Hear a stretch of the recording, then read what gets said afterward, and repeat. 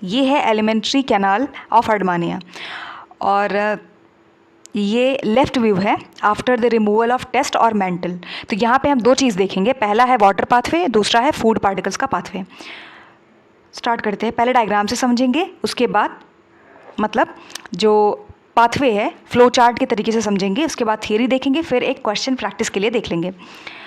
ये है let's say water की एंट्री, तो आएगा सीधा कहाँ पे, बकल कैविटी में, वहाँ से होते हुए ऐसे स्फिंक्टर है, स्फिंक्टर पहले भी कहा था, ऐसे लेट्स से स्फिंक्टर है, उसके जस्ट नीचे टेंटिकल्स थे, टेंटिकल्स टोटल 64 थे टोटल, और 64 को फर्दर अगर हम डिवाइड करें तो 8 लार्ज था, 8 मीडियम, 16 स्मॉल और 32 वेरी स्मॉल, याद होगा, पहले भी इसके पहले लेक्चर में हमने किया था।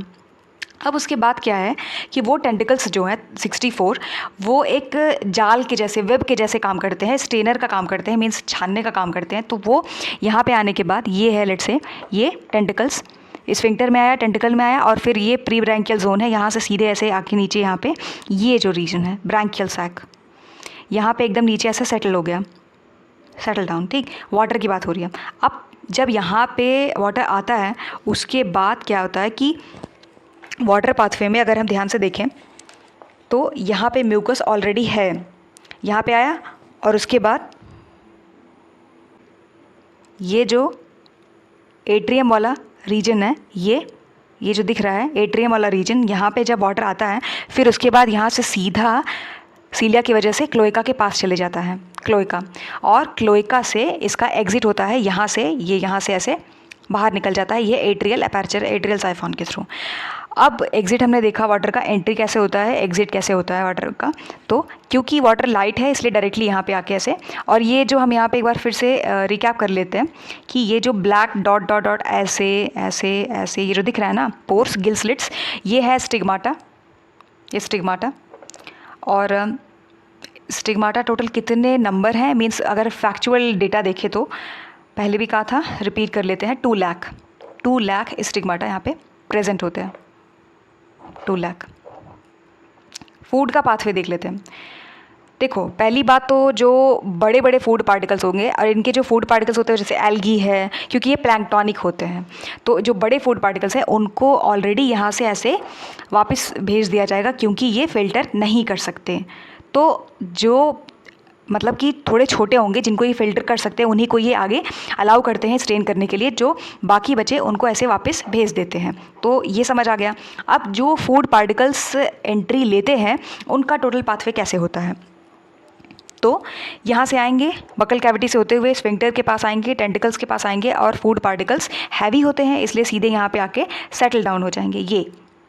ये जो है जैसे रेत नहीं होता पानी के अंदर बैठ जाता है वैसे आए। अब ये पता होगा कि जो ये एट्रियम वाला रीजन है, ये यहाँ पे म्यूकस होता है, एट्रियम वाला रीजन में म्यूकस होता है, म्यूकस स्टिकी होता है, सबको पता है। अब स्टिकी होने की वजह से यहाँ पे फूड पार्टिकल्स चिपक जाते हैं। ठीक, अब उसके बाद क्या होता है, यहाँ पे ये जो पोर्स दिख रहे हैं ना, ये स्टिग्माटा वाले पोर्स, इनके पास यहाँ पे साइड में सीलिया होता है। सीलिया क्या करता है, ये इसको अपवर्ड ऐसे ढकेल देता है, ऊपर की ओर ऐसे फेंकने लगता है। अब जब ऊपर की ओर फेंकता है तो होता क्या है, ये है रीजन डॉर्सल लैमिना का।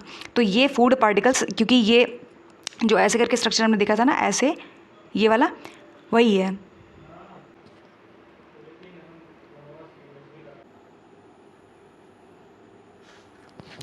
तो यहाँ से फूड पार्टिकल्स जो है ऊपर जाते हैं, और उसके बाद ये है डॉर्सल लैमिना, ये वाला जो पोजीशन है।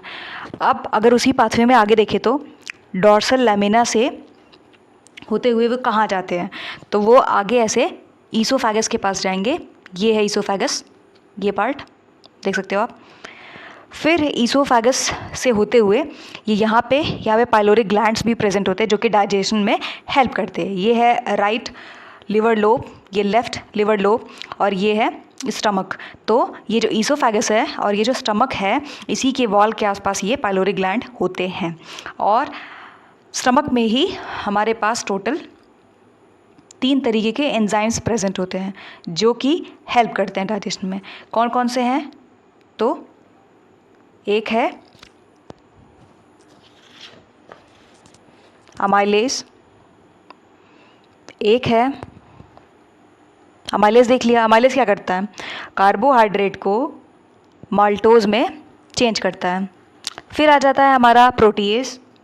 प्रोटीएज प्रोटीएज क्या करता है, प्रोटीएज जो है वो प्रोटीन को अमीनो एसिड में चेंज करता है। लास्ट आ जाता है हमारा लाइपेज। लाइपेज क्या करता है, लाइपेज ये क्या करता है, फैट को फैटी एसिड ग्लिसरॉल में ब्रेक करता है। अब फूड पार्टिकल्स की बात हो रही है तो इंटेस्टाइन तक आया स्टमक, और स्टमक के बाद ये इंटेस्टाइन तक आएगा, और इंटेस्टाइन से होते हुए ये ऐसे, ये जो पाथवे है यहाँ से ऐसे ये एनस तक आएगा, एनस तक, और एनस आने के बाद ये है क्लोएका। क्लोएका इस रीजन में आके ये इसका एग्जिट पॉइंट है, ये वाला साइफॉन, एट्रियल साइफॉन से एग्जिट पॉइंट है। एग्जिट, एंट्री पॉइंट क्या है, ये एंट्री पॉइंट यहाँ से आएगा। तो इसको और अभी हम एक फ्लो चार्ट के तरीके से समझने के लिए ट्राई करते हैं। तो फ्लो चार्ट से समझते हैं कि लेट्स से वाटर पाथवे कैसे, तो यहाँ से आएगा बकल कैविटी में, बकल कैविटी से स्फिंक्टर में, स्फिंक्टर से उसके बाद यहाँ पे थे टेंटिकल्स जो 64 थे, वेब के जैसे स्ट्रक्चर बना रहे थे टेंटिकल्स, और उसके बाद वो सिलियरी फीडर भी इसी वजह से है। वहाँ से सीधे पोर्स से, जो कि गिल स्लिट्स पोर्स जैसे थे स्टिग्माटा के, वहाँ से नीचे ऐसे स्ट्रक्चर था यहाँ पे, ऐसे एट्रियम के पास आए, और एट्रियम के पास आने के बाद यहाँ से सीधे ऐसे सीलिया, जो यहाँ पे पोर्स थे उनके पास सीलिया था, सीलिया ने ऐसे यहाँ से इसको अपवर्ड की ओर किया, और उसके बाद ये यहाँ से क्लोएका के पास आए, और क्लोएका से सीधे यहाँ से एग्जिट कर गए एट्रियल साइफॉन से। ये वाटर का पाथवे था। फूड का पाथवे क्या था, फूड का पाथवे था कि फूड लेट से पार्टिकल्स आए, एंट्री लिए ऐसे बकल कैविटी, वहाँ से होते हुए स्फिंक्टर के पास आए, स्फिंक्टर से होते हुए टेंटिकल्स के पास आए, टेंटिकल्स से जो 64 वेब के जैसे स्ट्रक्चर बनाए वहाँ से नीचे आते हुए उसके बाद ये एट्रियम है, एट्रियम में ये ऐसे यहाँ पे म्यूकस था, म्यूकस की वजह से जो फूड पार्टिकल्स आए, डाइएटम्स वगैरह यहाँ पे चिपक गए, और स्टिक होने के बाद पोर्स जो थे गिल स्लिट के, वहाँ पे सीलिया है थोड़ा सा बगल में, और ये इसको ऐसे अपवर्ड की ओर लेके गए अपवर्ड की ओर, और कहाँ पर लेके गए, डॉर्सल लैमिना के पास, जो ऐसे करके स्ट्रक्चर था डॉर्सल लैमिना के पास, डॉर्सल लैमिना के पास ले गए। डॉर्सल लैमिना से कहाँ गया, वहाँ से ईसोफेगस के पास गया, ईसोफेगस से कहाँ गया, ईसोफेगस से होते हुए स्टमक, वहाँ पे 3 एंजाइम्स थे, और इसी के बीच में यहाँ पे जंक्शन के पास में पाइलोरी ग्लैंड था, पाइलोरी ग्लैंड, और स्टमक में जो अभी हमने 3 एंजाइम्स देखे थे तो वो भी था जो हेल्प करता है डाइजेशन में। और फिर स्टमक से होते हुए ये आएगा इंटेस्टाइन में, इंटेस्टाइन से होते हुए एनस में, एनस से होते हुए ये आएगा क्लोएका में, क्लोएका से होते हुए ये जो ऐसे बॉडी होती है ना, यहाँ पे ये एक और ये एट्रियल साइफॉन से बाहर निकल जाएंगे।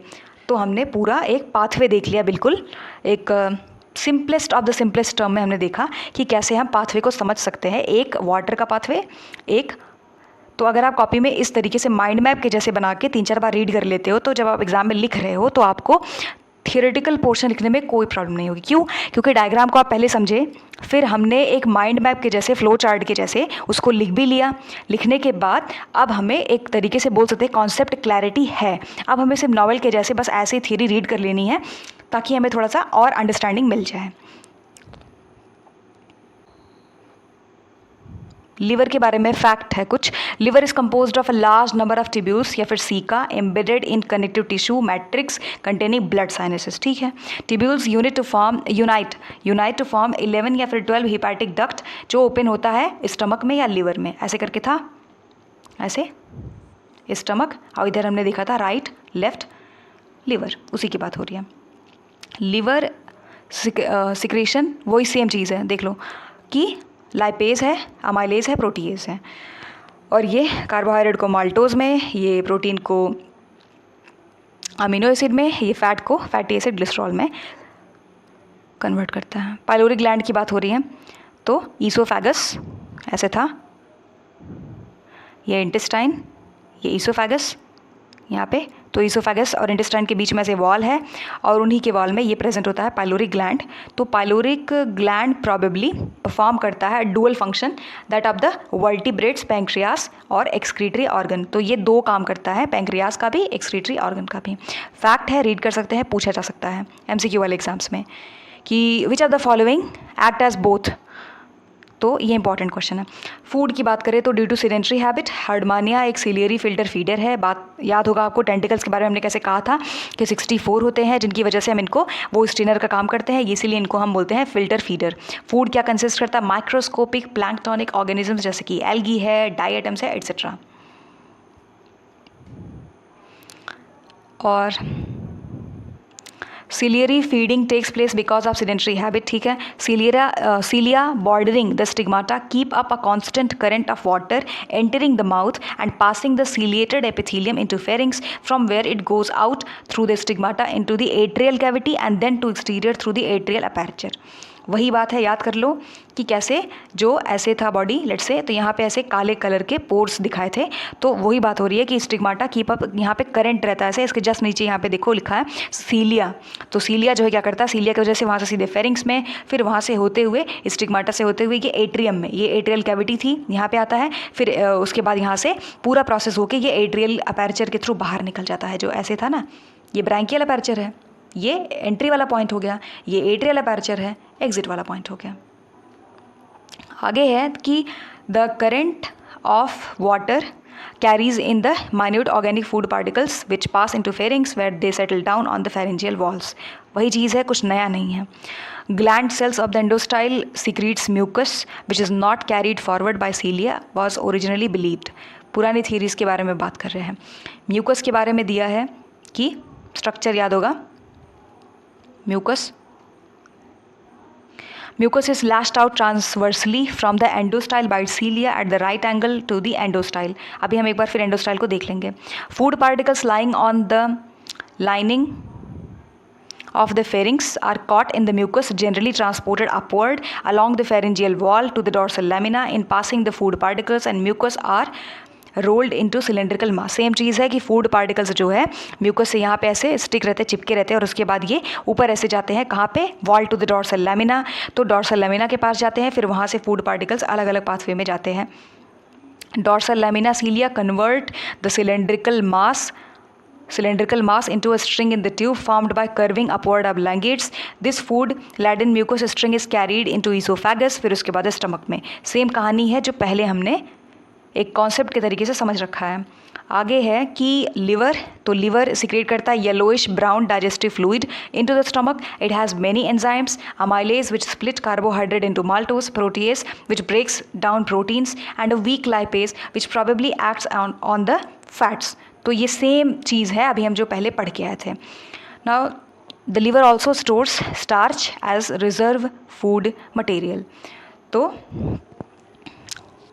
रिज़र्व फूड मटेरियल की बात हो रही है, तो जो रिज़र्व फूड मटेरियल होता है ना, वो प्रेजेंट होता है ईसोफेगस में और स्टमक में और इंटेस्टाइन की वॉल में। कहाँ कहाँ होता है समझो, रिज़र्व फूड मटेरियल ईसोफेगस में और स्टमक में, इंटेस्टाइन के वॉल में। थोड़ा यूनिक टाइप का फीचर है पर इम्पॉर्टेंट है। और एक बार एंडोस्टाइल वाला पार्ट देख लेते हैं। ये है एंडोस्टाइल, तो ये बोल रहा था कि राइट एंगल में रहता है। ये ब्रैंकियल साइफॉन, ब्रैंकियल अपर्चर, ये ईसोफेजियल वाला एरिया है, तो यहाँ पे म्यूकस वाला एरिया रहेगा। तो वही बोल रहे थे कि ये है राइट एंगल पे, क्या, ये एंडोस्टाइल के राइट एंगल पे, ठीक। तो हमने जो ये आज हमारा फूड फीडिंग वाला मैकेनिज्म पूरा कंप्लीट हो जाता है। तो आप आंसर राइटिंग कर सकते हो कि right a note on the digestive system of the Herdmania. तो उसमें आप कुछ डायग्राम्स ऐड कर देना, फ्लो चार्ट ऐड कर देना, और थ्योरेटिकल पार्ट्स को 3-4 बार रीड करके खुद से ही अपने वर्ड्स में लिखने के लिए थोड़ा सा ट्राई कर लेना। उससे क्या होता है कि हाँ, कोई भी जो कॉन्सेप्ट है वो लॉन्ग टर्म मेमोरी में ईजिली सेव हो जाता है। तो इस क्वेश्चन को आप सॉल्व कर सकते हो कि क्वेश्चन है कि give an account of digestive system of Herdmania. 250 words के आसपास में आप लिख सकते हो लॉन्ग आंसर राइटिंग में। बाकी इसी में प्लेलिस्ट में जो हर्डमानिया का प्लेलिस्ट है, इसके एकदम लास्ट वाले में जब पूरा सिस्टम हमारा ख़त्म हो जाएगा तो उसमें जो इसके PYQs हैं प्लस जो इसके MCQs हैं प्लस जो इसके लॉन्ग आंसर राइटिंग में जितने क्वेश्चंस बन सकते हैं वो सबको इंक्लूड करके एक ही वीडियो में क्वेश्चन वाला रहेगा। उसको आप हर्डमानिया वाला प्रैक्टिस कर सकते हो कि हाँ, जैसे कि जो GIC है, UP PCS है, UPSC, इन सारे एग्जाम्स में लॉन्ग आंसर राइटिंग क्वेश्चन आते हैं। लेकिन जो TGT PGT है और GIC का जो प्री है वहाँ पे क्या हो जाता है कि जैसे MCQ बेस्ड क्वेश्चन आते हैं। तो हमें दोनों को साथ लेके चलना होगा कि ताकि जो MCQ बेस्ड है वो भी हमसे सॉल्व हो पाए। जैसे कि यहाँ पे टेंटिकल्स वाला था 64, वो एक फैक्चुअल डेटा है, पूरी पॉसिबिलिटी है कि पूछ सकते हैं। 64 नंबर होते हैं। कई बार तो उसको ब्रेक डाउन करके भी पूछते हैं, कौन सा स्मॉल है, कौन सा लार्ज है, एट्सेट्रा एट्सेट्रा। फिर उसी में आ जाता है कि जैसे स्टिग्माटा कितने हैं, 2 लाख हैं। फिर इसके जो जब हम इसको क्लासीफाई करते हैं तो उसमें जैसे ये कौन सी फैमिली से बिलोंग करता है, ये सब फैक्चुअल डेटा है। तो जो फैक्ट है उसको ऑब्वियसली हमें मेमोराइज़ करना पड़ेगा। जो कॉन्सेप्ट है उनको डायग्राम से, फ्लो चार्ट से समझ सकते हैं। फिर उसके बाद फ्लो चार्ट को 3-4 बार अगर रीड करते हैं तो वो चीज़ें हमें अच्छे से याद रह जाती हैं। So I hope you find this video helpful. Thanks for watching.